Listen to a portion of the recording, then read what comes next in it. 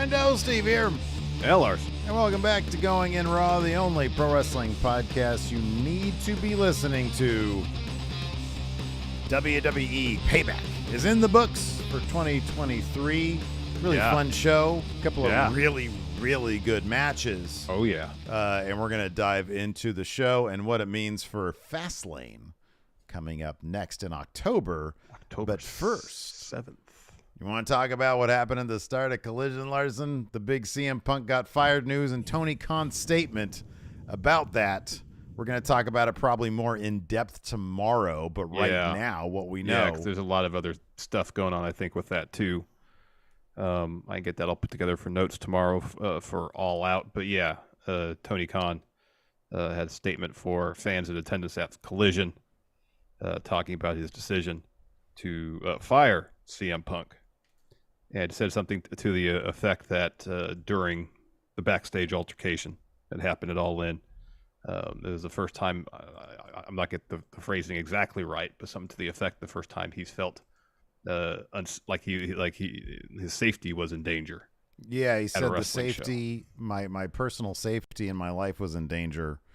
And that's the first time that's happened at a wrestling show. The crowd was booing him at first, when I understand. They were sort of, understanding of all that by the time all was said and done. So like you said, it's still an ongoing situation. Interesting to hear him comment about it at all. I mean, that's a pretty ballsy thing to come out. He sat on a chair and he talked about that. Obviously it probably wasn't an easy decision on his part. I would imagine the investigation probably entailed him looking at footage and making sure that legally they could prove that what he felt was because of what happened, that the dude lunged at him. I'm sure more information will drop over the week, or maybe even by tomorrow. There was also a rumor of, or a report of, a meeting that was or was not scheduled to take place between Punk and the Elite. Evidently maybe some source of his frustration, of Punk's frustration, came from that meeting never actually having taken place. Yeah. So again, like you said, ongoing situation. And there was a big reveal on Collision. I won't get into that now in case anybody wants to, hasn't seen Collision, don't want the spoilers. I understand that. But the Ricky Starks CM Punk match that was planned, Ricky Starks is still going to have a match with a pretty big name. And obviously tomorrow when we do our all-out review, we'll talk more about that match. And, of course, we'll be live for that tomorrow for All Out for both the actual show and our review afterwards. Want to say thanks to all the friendos for joining us for the Payback watch-along. It was a lot of fun. Steve, we did it. We did it, man. We did it. 197,791 subscribers. We did it. We got it. Thanks to the friendos out there. We hit the palindrome number.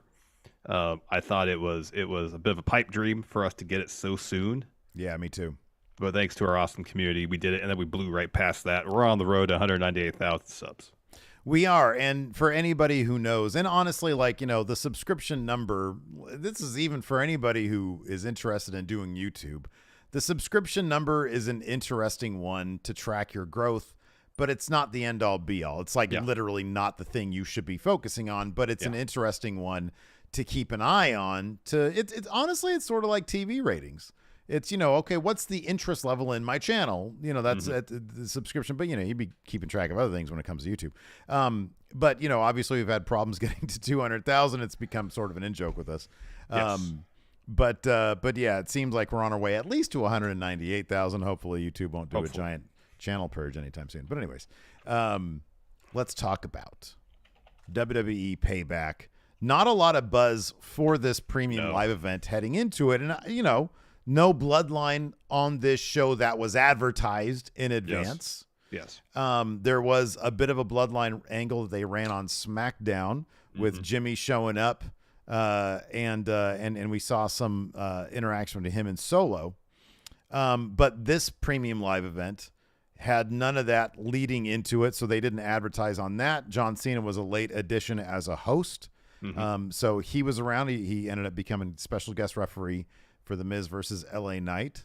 And we've got new tag champions Yeah. in Judgment Day. I thought it was a wildly fun match, that particular one. Yeah. The Steel City Street Fight and the numbers game 5-on-2 basically. Yeah. Against Sami Zayn and Kevin Owens. Wildly fun, entertaining, brutal physical match. Judgment Day walks away as tag champions. How do you see that playing into their story? Well, I should, I know Rhea said to all members of Judgment Day in advance of Payback, if we don't come out of this pay-per-view all with some championship gold, then there'd be some changes around here. Well, you look at the marketing material for Payback, Judgment Day is all over it. They are. Makes all the sense that they would walk out of here with a bunch of gold. They did that. Yeah.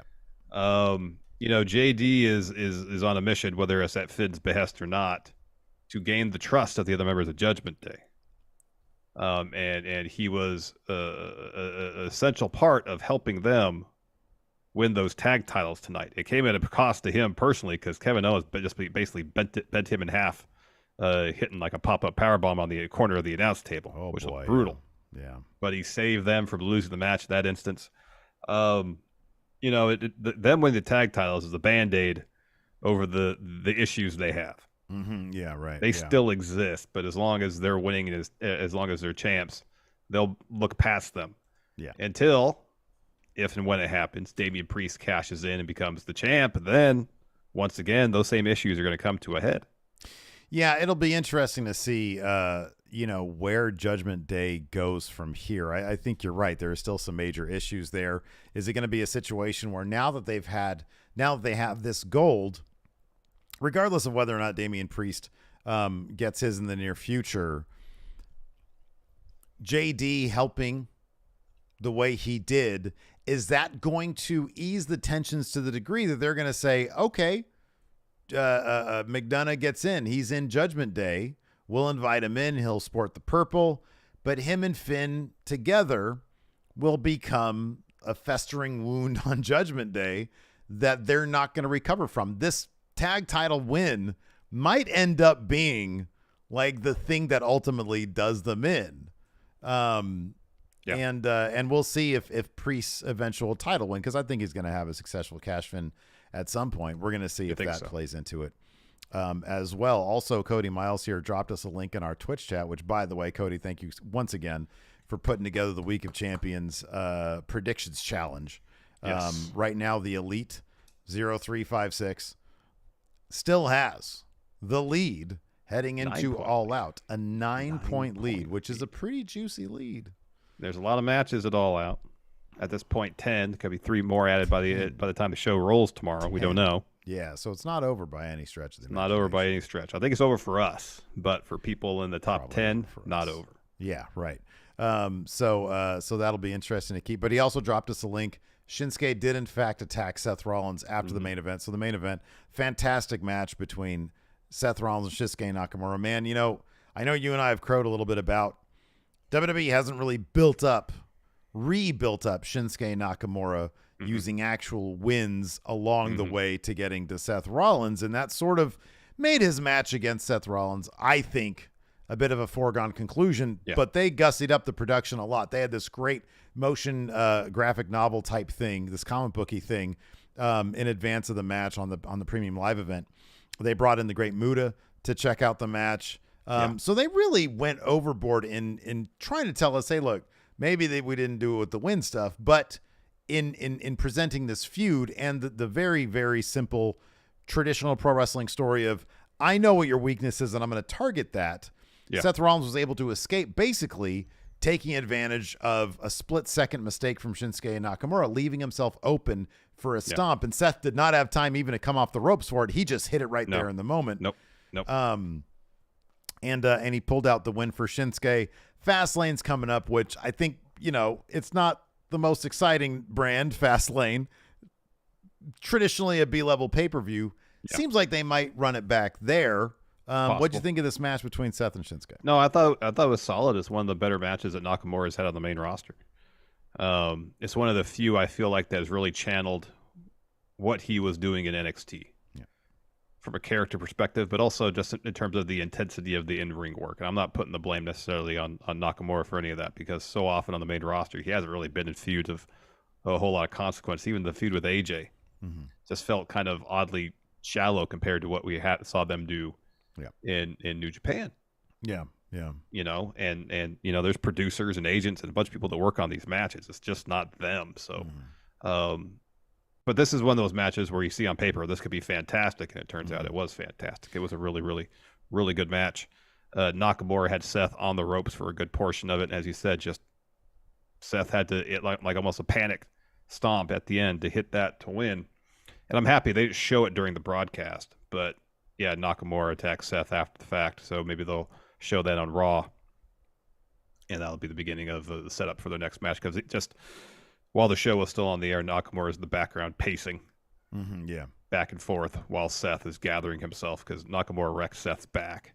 It just seems like it's a matter of time, at least storyline wise, before Seth's back starts to give out. And who's going to be the one to take advantage of that? It's going to be Nakamura. It's going to be Priest.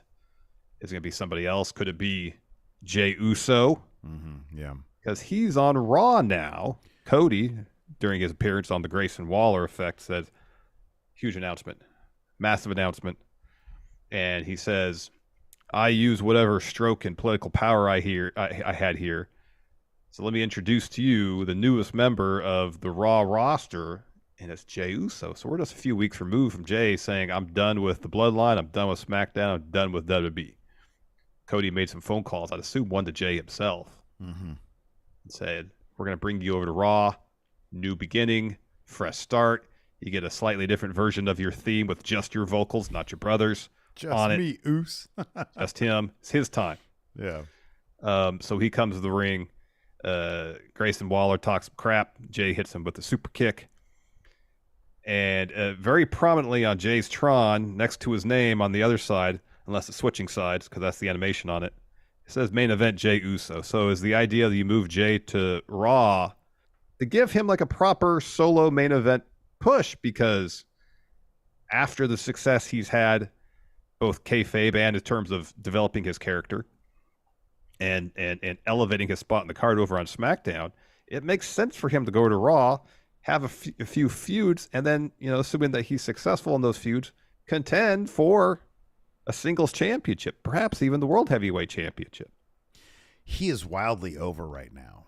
He really is. Like when he got up there on the corner, the whole crowd is doing the thing. Yeah. And you know, Bloodline's everything. I mean, it really is.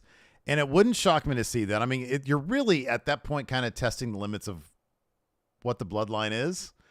Because if Jey does dethrone Seth, I don't think that's out of the, I definitely, no. Especially, and here's the thing, especially if they do, because with Jimmy clearly is a bad guy. He's trying to justify, you know, what he did to Jey. But clearly it's probably going to end up being out of jealousy as opposed to love, even though he's claiming that over and over again. You could do, I think clearly Cody got Jey over to Raw so that he can then go to SmackDown. Yeah. I mean, it's not going to be I did this completely altruistically. He's going to get something out of it, and that's probably going to be a shot at Roman at WrestleMania. We could have a Bloodline main event at WrestleMania. Jimmy versus Jey for the World Heavyweight Championship in the main event. I don't know if Seth's going to like that one, because whenever he talks about it, he legitimately wants to be a night 2 main event guy. Yeah. Which I think probably by next year, not 40, but 41, he might be if Roman takes some time off. Yeah. Yeah. But you could have Jimmy versus Jey in the main event of night 1. If you want to reward the guys who are doing the best work, Jimmy and Jey are up there. They really are. And then I don't know. It would be Roman Cody night 2. Yeah. And then you get, I don't know, Jey and Cody celebrating with their title. I don't know what that situation would be like, but I don't think it's out of the realm of possibility for main event Jey Uso to be the main event guy of Raw and take that title off Seth at some point. You know, maybe it would be Jey and Seth in the main event of WrestleMania. Maybe he's going to work his way up there. Could be.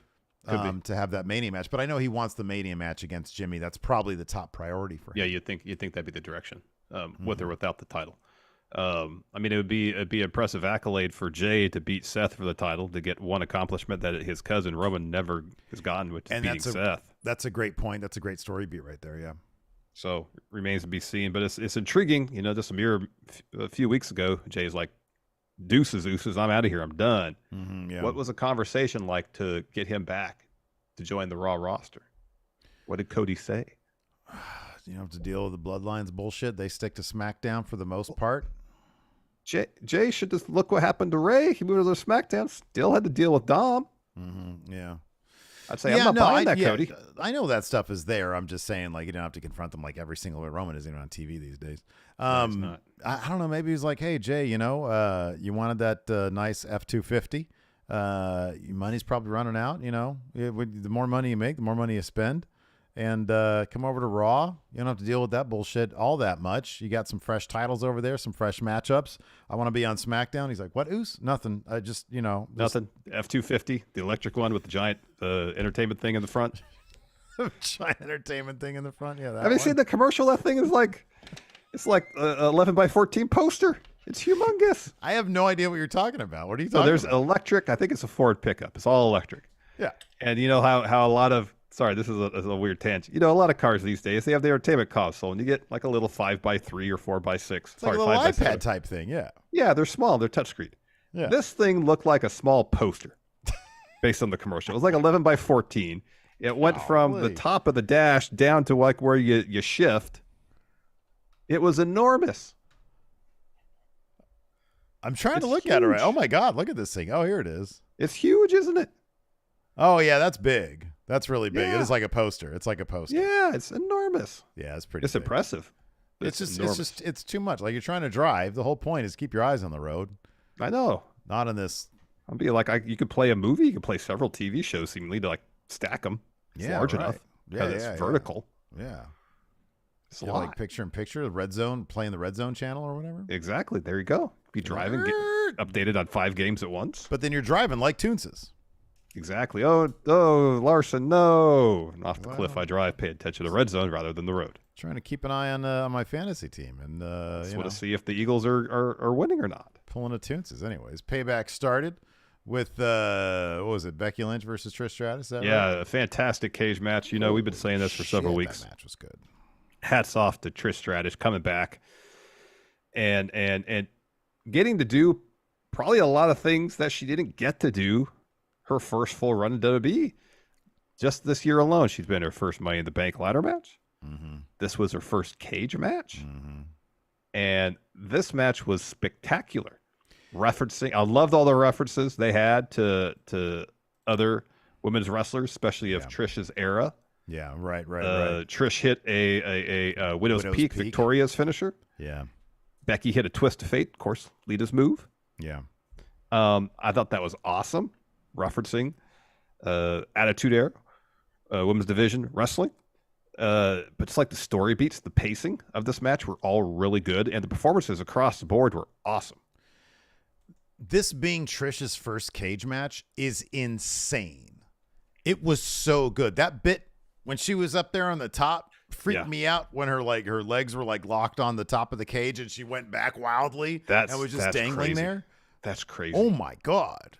That's crazy. This match, like you said, this match was absolutely phenomenal. I feel like WWE in general did a bit of a disservice to the pacing of this feud in general. I think it didn't. I think a lot of people sort of tuned out a little bit because they expected a SummerSlam match and that didn't happen, and some people were vocal about that. But this match for a blow off was absolutely perfect. It was really good. It really was perfect. And then we had. So Becky ends up winning with like a super manhandle slam from like the top, not the top of the cage, the top rope. She gets Trish with that. And then this is after Zoe Stark had already tried to interfere. She was trying to drag Trish out, and Becky was able to get the best of that and bring her back in. Zoe gets in. Becky's like, "You're locked in with me now." Hits Zoe with like a manhandle slam, is able to get to Trish as she's trying to climb out of the cage, gets her back down, hits her with a manhandle to get the win, the pin inside the cage. So it wasn't an escape win. After the match, Becky leaves, and Zoe's like, "Hey, Trish, I'm sorry I did what I could." And Trish is like, "Hey, you messed up. Like, why didn't you do more? What was your problem here?" And Zoe's like, "I told you I'm sorry. Let's just move past it." Trish won't let her move past it. So he closes the door and says, all right, let's go ahead and do this. Hits Trish goes for something. Zoe hits her with a 360 and takes off the Trish shirt and throws it at her and leaves her laying. I think Zoe Stark has benefited so greatly from this feud and has grown. You know, it's like I always say, whenever somebody's in a feud with like Bayley, they always come out of it better. And this right here did so much for Zoe Stark. Mm-hmm. I hope that Trish sticks around. I said this before. I can't imagine what it must be like 20 years ago when on one hand you're main eventing Raw with Lita. On the other hand, you're being made to do that, you know, bark like a dog bullshit that weirdo Vince wanted her to do. Yeah. And now to be involved in the WWE when 2 out of the 6 matches on the card are women's matches.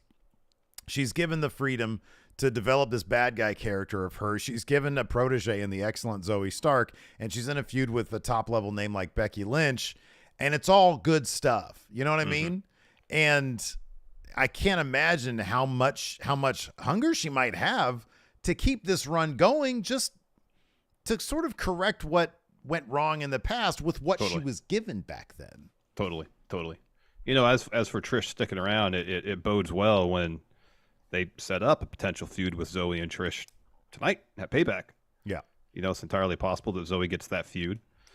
And, you know, shoot, maybe Trish, depending on the outcome of that, sticks around longer. I know there's been either rumors of a potential shot against Rhea some point down the line. So you'd think that happened at a major pay-per-view. So, you know, could that be Survivor Series? Could that be Rumble? Yeah. I mean, she's 47 years old. Yeah. But you know, she took a lot of time off, and if they use her, you know, not sparingly, but if they use her on like a Brock schedule, dude, you saw what she did in that steel cage tonight. She looked phenomenal. So yeah, I hope she does stick around because I really appreciate the work that she's putting in. Same. The character work's been a lot of fun too. It has been. After that, John Cena comes to the ring. Steve, I'll be John Cena. You can be the Miz. Okay. He welcomes the crowd to Payback, put over the women's match. It says, in 20 years, I've done a lot of things, but I've never been a host. Well, I wasn't going to pass up being here tonight. My job as a host is to make tonight special. There's no better way than me being the special guest ref for LA Knight versus The Miz. I came to play. So Miz comes down. He says, you know what? I'd expect this from LA Knight, but not you, John. Pandering to this audience. You're John Cena. They call you the GOAT, but as a host, you suck. So John Cena gets real introspective here. He goes, this is my first time as a host. You have a lot of experience. Any advice? Yeah, you don't put yourself into our match as a guest referee. And John's like, anything else? He says, I don't like you, but I respect you. I want to make tonight special, so give me some advice, please. He's really genuine about this. Like, The Miz has done plenty of this type of stuff. He really wants his advice. So Miz says, John, you got to be more involved. He also threw out like a Barbie reference. He says, when they ask you to be a merman, you saw Barbie, right? Cena was good in that? He was barely in it. Oh, was he? What a bummer. It was like in one quick little scene, So anyways, Miz says, you got to be more involved. When I hosted Mania, I wasn't involved in 1 match, but 2. And what are you wearing? Because Cena's wearing his typical merch outfit. He says, I wore a $10,000 suit. You're dressed like a Teletubby. You got to be quick on your feet and take charge, make decisions. And Cena goes, well, like making myself the special guest ref in your match. No. And John, you don't even have a ref shirt. And somebody just has one ready, rolls up and gives one to John. Yeah, he said, and he holds it up and goes, I guess I am special guest ref for your match. Yeah. So they trade some no's and yes. Yeah. And that brings out LA Knight. Yeah. They gave this match a lot of time. This is a long match. This is like a 16-minute long match. Yeah. And on one hand, it's unnecessary. It probably should have gone 8. On the other hand, we have been talking about this for a while now. They are clearly really testing the waters with how real LA Knight is. I think that WWE, they don't want a one-note catchphrase guy, even though I feel like in the case of LA Knight, I feel like that's kind of enough. That's all you need. Do. But I can appreciate that they're really having him put in the work to see, okay, is this guy going to have staying power? Because maybe in Triple H's mind, if you're gonna have staying power, you're gonna need to do more than a catchphrase. You're gonna have to do involved promos. I thought his promo against the Miz the other night, again, he stumbled on one line, but otherwise he made up for it. I thought it was a killer promo on SmackDown. I thought it was really good. Yeah. This was a really long match, so I don't really need like a Miz 16-minute long match, and I really don't need an LA Knight. So I hope this was like a special audition situation and not like the norm for LA Knight.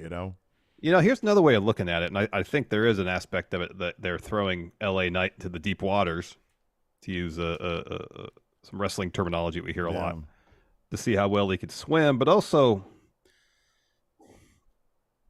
I don't know the best way to put this, but it almost kind of feels like they're rewarding the audience for being invested in him so quickly. Mm-hmm, yeah. Part of him putting him in prominent spots with longer promo bits like we saw at the Bray Memorial show, I think is, yes, we're going to give you an opportunity to really showcase what you could do, go hit it out of the park, but also the fans are invested in what you do, so we're going to give you this opportunity because the fans want to see you do it. Yeah, right. Yeah, absolutely. And I think for the most part, people are enjoying LA Knight's character work more than anything else. Yeah. He's not a bad wrestler by any stretch of the imagination. But it's not very often, at least in his WWE/NXT tenure, where he's wrestled a match this long. Yeah. I think 10 is probably the sweet spot for LA Knight. 10 to 12. Yeah. I thought that him dropping the Bray promo on SmackDown, I thought that was everything for him. I really think that they look at him and said, hey, look, the crowd really loves you. Go out there and pour your heart out. Be genuine. And then pick up that win against Finn. And I thought, I don't see how you couldn't think he knocked it out of the park. He completely knocked it out of the park. That promo for Bray, the Bray tribute, was, I thought, excellent. He did so good. And I liked it. The dude, he can, when he talked about the paycheck loan and he stumbled there, I didn't see, he recovered so well.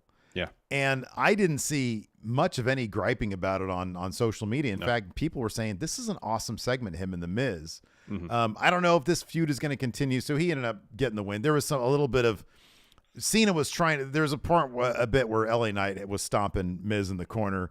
Cena as a referee was counting 5. And instead of DQing him, he just grabbed him and he shoved him off. LA Knight got in his face. I thought that was an interesting direction. Hey, LA Knight's not just going to align with John Cena. He's out there to stomp the Miz. Yeah. And he got in his face a little bit. That allowed the Miz to get a little bit more in. But in the end, Knight ends up kicking out of a skull-crushing finale, which pretty much everybody does.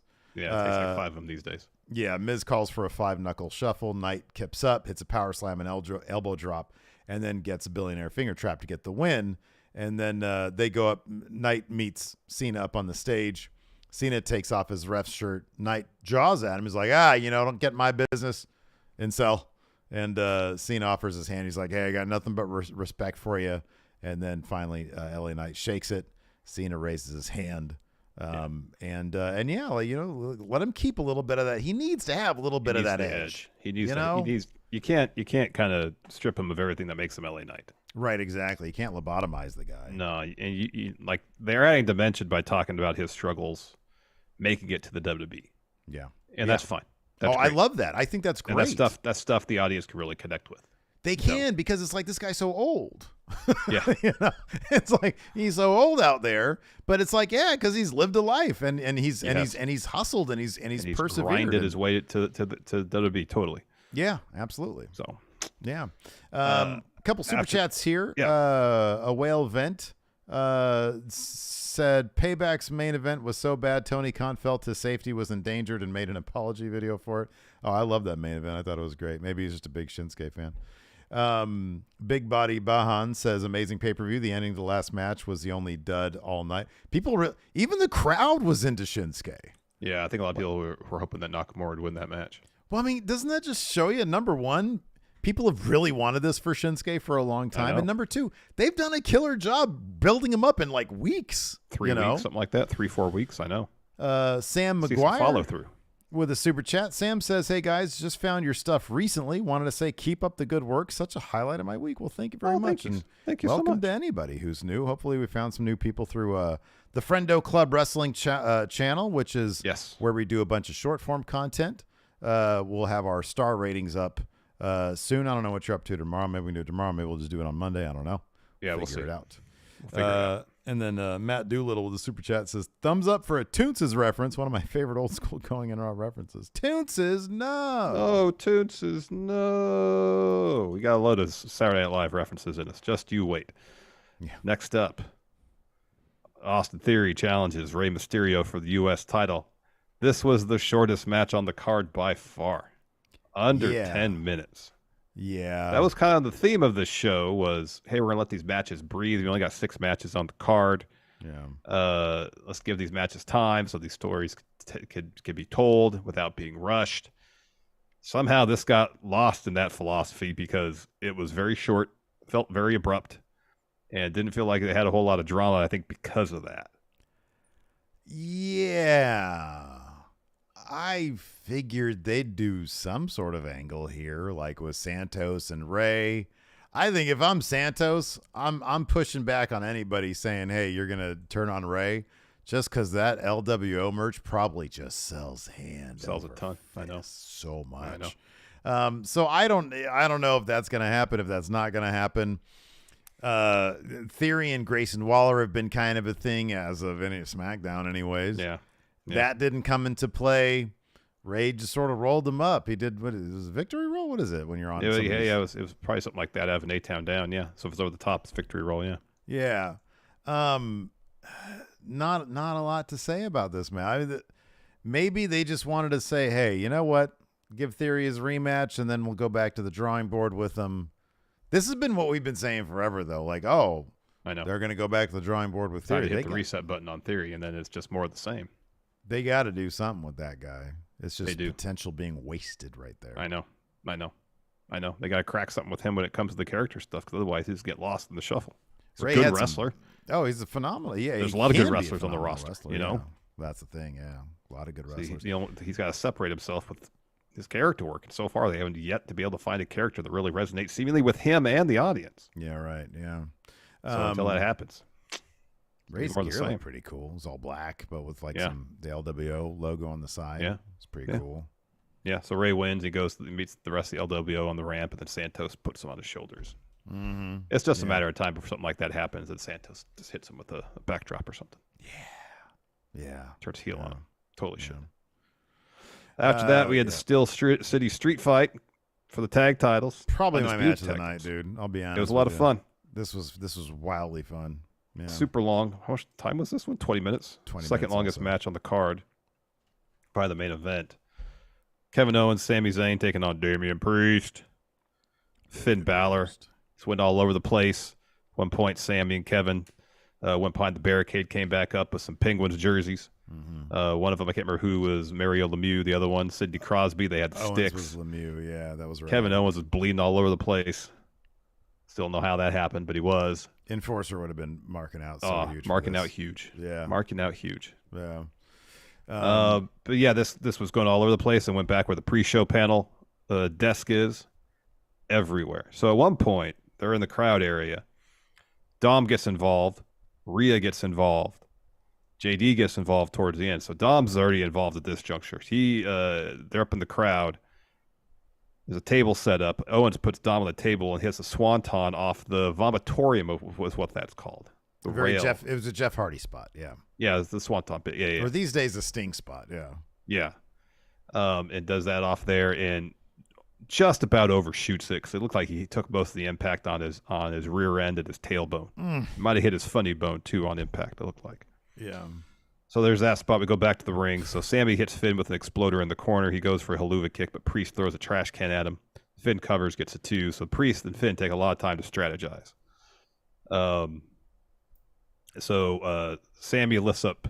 Priest lifts up Sami for a Razor's Edge while Finn goes up top, setting up for a coup de grace right afterwards. Sami gets out of that, crotches Finn over the top rope, hits an exploder on Priest. He pushes Balor off the apron. He goes down through a table set up ringside. Sami looks for a haluva kick on Priest. Looks for a haluva kick, but runs into Priest. A stunner by Owens, a haluva kick. Sami covers Priest, but then JD pulls Sami off the cover. So then that's when Kevin Owens basically bent JD in half over the announce table with a pop-up powerbomb. That looked like it sucked. That was rough. That was rough. So Rhea appears and spears Kevin Owens through the barricade. So everybody's laid out at this point. So Finn and Sami make their way back into the ring. They get to their feet. Finn hits a sling blade, shotgun drop kick. He goes up top for a coup de grace. Instead, Sami moves to avoid it. Exploder in the corner. He hits a haluva kick. Dom breaks up that pin with the Money in the Bank briefcase, and Finn covers to get the win. It was awesome. Crowd went nuts. It was great. Again, Finn is just one of those guys. It's all those old NXT guys that never got really what people felt they could have got. Now they're using Nakamura, right? They're using it's all the Triple H guys. It's all the Triple H guys. But yeah, man, people pop big. Finn legitimately seems so happy to get this. And it's kind of exciting because let's be honest, since Mania, they have not really used Kevin and Sami to the best of their ability.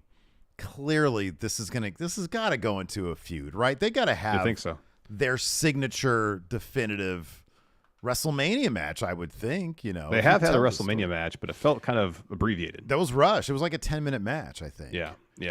But if they have I'll even proffer this, not even a definitive WrestleMania match, their definitive feud, because they have feuded off and on, and it's always been good. I'm talking about their magnum opus. You know what I mean? Like the one that people are going to remember for forever. And I feel like they still haven't told that. Yeah.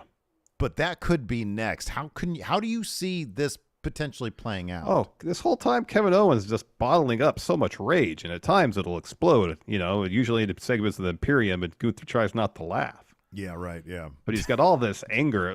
If you follow MythGifts on Twitter, MythGifts has been cataloging a lot of this stuff too, and referencing other things that Kevin Owens has done in his past with Sami Zayn, El Generico, and how he's exhibited similar behavior, seemingly in the lead up to feuding with El Generico or Sami Zayn. So yeah, that could be a thing. One thing I want to point out about this particular match tonight is, so far, ever since Damian Priest has won the Money in the Bank briefcase, it's been a wedge between he and Finn. Tonight, it's what brought them gold, what brought them victory. True. Yeah. Dom with the shot there. So if Dom wheels Money in the Bank, good things happen for Judgment Day. Yeah. Hopefully they know that. It'll be interesting to see if Priest is even paying it. Like, you'd think Priest, you thought when Finn, because they have an interview later and Finn's like, yeah, let's go celebrate. Let's do the hot tub. You'd think Priest would be like, Shinsuke seems to have found like a weakness with Seth. I might stick around. I might stick around, maybe win myself the World Heavyweight Championship. It's a possibility tonight. After that, we had the Grayson Waller effect. He says, welcome to the greatest Grayson Waller effect of all time. My great guest and the city have a lot in common. I've seen your reading levels, and neither of you can finish a story. Pretty good. A really clever line. Pretty good. So, of course, Cody comes out. Everybody loves him. Why wouldn't they? He's the best. He gets in there, and he takes a seat. He says, so everybody that matters. He says, so Pittsburgh, what do you – and Waller says, no, we're not doing that. Nobody cares what Pittsburgh cares about. This is the Grayson Waller effect, so it's about what I want to talk about. I want to talk about your big announcement. I've heard the rumblings. What a year. So many ups and downs. He says, it's okay because I appreciate you begging to be here, and I think tonight's the beginning of something huge for you, kid. Because he said so many ups and so many downs. And then Cody says, fine speech. He says, I know you're newly minted from hip toss class. He says, he talks about his different talk. He talks about all the different talk shows in history. He says, we disagree. I take my tie off. We fight. I throw you into the hooter trees and I hit a crossroads. And Cody says, I asked you for the rub, so thank you. And in turn, I want to give you something, a big scoop. He says, you watch Raw, NXT, you watch SmackDown. He says, SmackDown is intriguing, wouldn't you say? He says, I saw a wrong needing to be righted. Whatever stroke I have here, whatever political stroke I have, I cashed it in. And I hope it's not a decision I regret. Please welcome the newest member of the WWE Raw roster, main event Jey Uso. This shocks everybody. So Jey comes out, huge pop. He's got new music, Just Me, Us. He looks at Cody. Yeah, my time. Acknowledges him. Jey gets on the buckle and poses. Cody leaves, and he goes up to the stage to admire his handiwork. Waller says, "You've been gone 2 weeks, but what a huge scoop. How do you feel as the newest member of the Raw roster? You've been a twin surrounded by the bloodline. As successful as you've been as a team individually, you've done nothing. So Cody comes out and you think you're a big deal on Mondays. If anybody is desperate in need of the," and then he gets hit with a super kick. Whoop-ha. And then later on, Grayson Waller tweeted out a shot of him nursing his super kick injury with a Pepsi, saying, "This man is crazy. I'm in danger. He needs to be fired." Yeah. After that, we have the Women's World Championship match, Rhea Ripley against Raquel Rodriguez. Real physical bout. Not quite up to the same standard as their last women's standing match at NXT, which was spectacular. That was a but hopefully match. This is just the start of a feud between the two of them, and then we'll get something like that because that match was so darn good. Yeah. Darn good. I'd like to see to see them try to top that while on main roster. Dom, of course, gets involved here. He comes to the ring while Raquel throws Rhea into the post. Oh, she's like throwing Rhea into the post all around ringside. And then she puts Rhea back in the ring, and Dom makes his way out. And so Raquel's trying to pull Rhea back towards the center of the ring, but Dom's holding on. And eventually they both get pulled into the ring, and Raquel hits Dom with a power slam. And that allows Rhea to go after Raquel's knee, hits a riptide to get the win. Yeah. Want to point out real quick. Number one, you're absolutely right. I hope that this feud continues. I don't know, like necessarily. I mean, yeah, I guess Dom's distraction could take this to a steel cage. That would be probably the obvious thing to do with Judgment Day always getting involved. What? E-Dub here says do the same match, but put Dom in the locker like Rhea did with Dakota. Oh, there you go. You go. Yeah, dude. Look, it's been a couple of years. Do a last woman standing match. Yeah. You know, Raquel says, "Look, you've got Dom. My hands are tied because I have to play by the rules in a normal match. Let's take those out of the equation." Yeah, I'd like that. It'd be interesting to see if Fastlane ends up being a bunch of rematches from this pay-per-view. It could be. There's some good matches on this pay-per-view. There was some good matches, for example, Seth Nakamura or Rhea and Raquel. I wouldn't mind rematches if it advances the story. Yeah. Also want to point out, like you said earlier, got new subs, got some new channel members, got some new patrons. You guys all get access to bonus shows, our predictions, challenges, and our question threads for all the shows. All you got to do, go to patreon.com/Steven Larson, click on the $5 tier, $5 every month to get access to all that stuff, or click join at youtube.com/Steve and Larson. Yes. One aspect of the Rhea Raquel match I should mention is that Rhea, there goes my pen, attacked Raquel's injured knee, which makes sense. And that played towards the finish a bit, where Raquel's going for a power slam. Knee gives out though. That was certainly before Dom made an appearance. Correct. Next up, main event: Seth Rollins defending the World Heavyweight Championship against Shinsuke Nakamura. Seth had this amazing ensemble. A lot of gold. A lot of gold. Pants, I love gold. Giant gold coat jacket type deal. Of course, World Heavyweight Championship. Gold as well.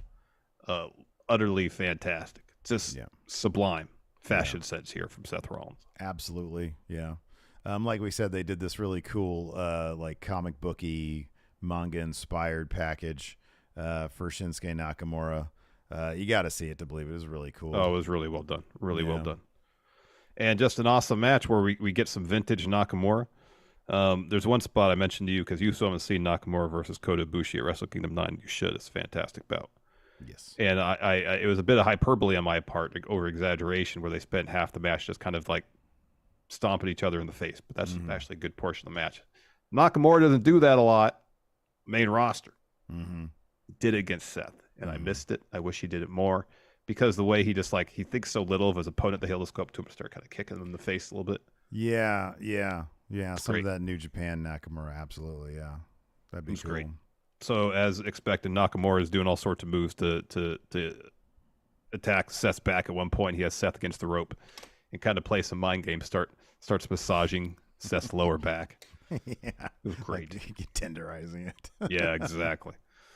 So towards the finish, Seth goes up the top. Nakamura sweeps out his legs. And then Nakamura hits a landslide off the top. That was awesome. Again, attacking the back. Seth kicks out. So then Nakamura follows with the Kinshasa to the back of Seth, back of his head. So Nakamura setting up for a second one, but Seth can't get to his feet. So Nakamura goes up and picks him up. Seth slaps him. Nakamura, that's when he starts hitting him with those kicks and stomps. So Seth's on the apron. Nakamura goes to suplex him back into the ring. Seth lands on his feet and hits a pedigree. He goes for a stomp. Instead, Nakamura counters with the kick. Covers. Kicks out. Seth hits a stomp out of the pin, out of nowhere to get the win. Yeah. Just a terrific match. Just an absolutely terrific match. And if they, I don't know, add a stipulation, take it to the next level somehow, I'd love to see this rematch. I love that they did the post-match angle with Nakamura and Rollins. This could be a really, really good feud if they take it. The intensity level goes up even further from here. Exactly. And Nakamura wins the title. I was nuts, man. How many people were chanting Nakamura?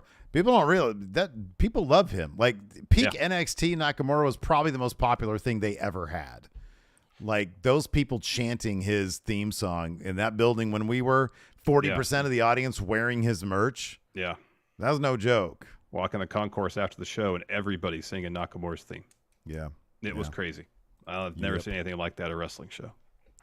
Joel the Mex here with the super chat says, you guys think Jay going to Raw means Cody to SmackDown? Yes. Yeah. Yes. He didn't do this just, he's a politician. Quid pro quo, baby. Above all else, Cody is doing this to benefit himself. Yeah. Well, no, and Jay, he's an altruistic he's doing this. guy. Don't try to say Cody's altruistic. Everything he does benefits Cody Rhodes. No way, man. Yes, way. So do you want to answer a couple questions? Yeah. Yeah, I think that'd be great. We got a couple of question threads up. I'll head over to the YouTube. Sure. Nikal here says, do you still see Damian Priest cashing in the Money in the Bank with Jey Uso now on Raw? Yeah, sure. He could cash in, drop the title to somebody else, and then Jey can win it. If that's even in the cards, I don't know if it is. There are so many people right now who could potentially get that title off Seth, including Nakamura, send Cody over to SmackDown too. Jey Uso, Gunther, and that's not even taking Cody into account. Cody don't want that title. No, Cody should get the Intercontinental Championship off Gunther, anyways. No, definitely. Jay Hosey says, you think Judgment Day will use the Freebird rule to defend the tag team titles? Maybe, and then when JD defends it and he loses, then that's when problems really start. I think it'd be cool if they had like Priest and Rhea defend those titles. That'd be awesome. Disc Golfing Goon, Jay versus Seth for the world title at Rumble. Wasn't it Rumble a couple years ago or Seth and Roman? Yeah, it was, yeah. So, that'd be good. Equally Terrible says, what is one change each of you would have made to the Payback event? I simply would have made LA Knight versus Miz 10 minutes long. 10 minutes shorter? Oh, 10 minutes long. Sorry, 10 minutes long. Yeah, 10 minutes in total, yeah. Yeah. Yeah, that's Shave good. 6 minutes off it. I think that's good. Alex Foster asks, how much longer can JD don't Google my name associate himself with the group before it runs out of steam or they finally tell him to piss off? Oh, he's going to cost them something. He's got to cost him some, but I think he's going to join, and I think he's just going to be a menace. It's going to be one of those things where, like, you're in a group, and everybody doesn't want this to happen, but nobody really wants to speak up, and so it just happens. It just happens. Yeah. Mr. Coffee, this Nakamura was great. If you can book his feud, who should it be with next? Seth Rollins. Continue Seth Rollins' feud. I would do. He's got to win some feuds. Have him feud with Drew McIntyre, and if Drew's out the door, have him beat Drew. Even if he's not out the door, have him beat Drew. Drew needs to go on a losing streak and then turn heel. Yeah, I know. And have some people benefit from that. Who wouldn't want to see Nakamura versus Gunther? Nakamura taking that title off Gunther would be rad as fuck. Yeah, he's already had the Intercontinental Championship, but now it means something, Yeah. Shelby Fielding, I really enjoyed the show. Also appreciate only being crisp 3 hours. Thoughts on Cena bringing back an open challenge concept, maybe doing it as a way to give back, but soon discovering it's more of a story about if he can still go in the ring and whether that window is closing or not. That's an interesting idea. I know he said sometime around the end of this week can't exactly see. He doesn't know when his last match is going to be, but he could see it, in the not too distant future. So if it's a situation where he's challenging himself to see if he still got it. Well, I'd be cool with them ripping off the Mickie James thing. What was it called? The Last Rodeo? Last Rodeo. Yeah, I think that'd be awesome. I think it's a cool idea. Thank you, Shelby. Let's see here. Oh, Joe Brown had a very similar question here. Says, if he does it again, who would be good to get the Cena rub? If he does an open challenge, but then he has to win until he loses. Yeah. And then he's got to go. It would be awesome. Carmelo. It's going to be Cody, though. That's dangerous from WWE's point of view. You don't want people booing Cody. No one's going to boo Cody, Steve, the way you put it. David Wondolowski says, W have a problem with booking finishes to matches. We have two factions who dominate shows and only seem to win through distractions, interference, and ref bumps. It's kind of like wrestling booking 101. It's the whole point of a faction. Yeah, is to get the numbers advantage and then use that numbers advantage to cheat to win or bend the rules to win. Yeah, right. Yeah. Does it get tiresome at time when it's done in a kind of formulaic fashion like it was with the Bloodline for a while? Sure, it does. At least be creative about it. We know it's going to happen. Right. Yeah. Yeah, right. Yeah. Blake Whitehouse, which member of Judgment Day is losing their title first? Oh, the tag titles are being lost first. Yeah. Yeah. I'm trying to think like Dom. Definitely not Rhea. No. The tag titles are the story, yeah. Mayor Planet Houston asks, what do you want to see Jey do first on Raw? Does he challenge Seth for the belt? How long do you wait if not? I think Rumble is a good for a variety of reasons. Rumble is a good show to do it. Yeah, I agree with that totally. If it's Seth. Yeah. Yep. First feud, not sure exactly. Yeah, I don't know. I'd have to think about that one. All right, well, that's going to do it for the show. I'm out of gas. Steve's tapping out. Dude, man, we got All Out tomorrow. That shit's going to be, it's 10 matches with like 0 story build, and we're just going to be sitting there twiddling our thumbs. Oh, God. I know. For like 5 hours. Are there what's going on in the pre-show tomorrow? Do we know? They haven't announced what the pre-show matches are yet. Man, I don't want to do the pre-show tomorrow. Unless CM Punk's going to be there, I don't want to do the pre-show. There ain't going to be no CM Punk. He was fired, Steve. I don't know if you heard. That's right. He was fired. Anyways, that's going to do it for the show. Thanks, everybody, for tuning in. We appreciate it. Till next time. We'll talk to you later. Goodbye.